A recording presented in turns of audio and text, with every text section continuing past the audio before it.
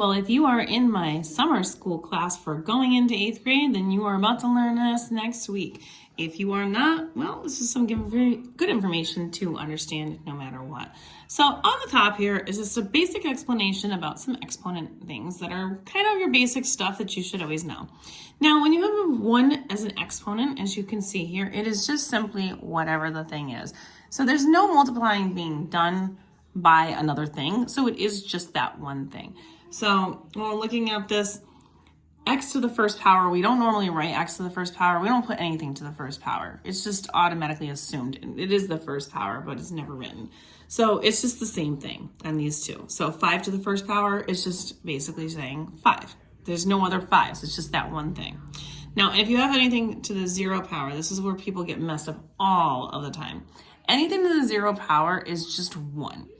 Doesn't matter if it's a variable or if it's a number, it's always going to be equal to 1. So that's just a quick little tidbit of information. I've done some other exponent videos. Again, if you would like more rules of exponents, you can go ahead to the exponents playlist.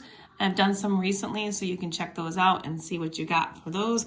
And when we're looking at the adding and subtracting portion, which is the video that I'm doing right now, I will do a separate video for multiplying terms in a minute, as well as dividing. But when you're adding, subtracting, it's really important, just like combining like terms, as you probably learned at the beginning of algebra, pre-algebra.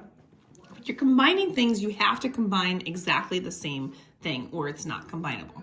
So when I'm looking at this first problem, you can see 2x squared plus another x squared. So that x squared could be whatever it is, but as long as I have the same exact thing, x to the second power, then I can combine those things. So I have 2x squareds here. This doesn't have it, but again, this is an implied thing. We don't write it typically, but there is 1x squared right there. So we have 2 and 1, which gives me a total of 3 of these x squareds. Now, when I look at the next one, I have the same variable, x to the 4th power. They need to be the same exact variable exponent combination in order to be adding or subtracting.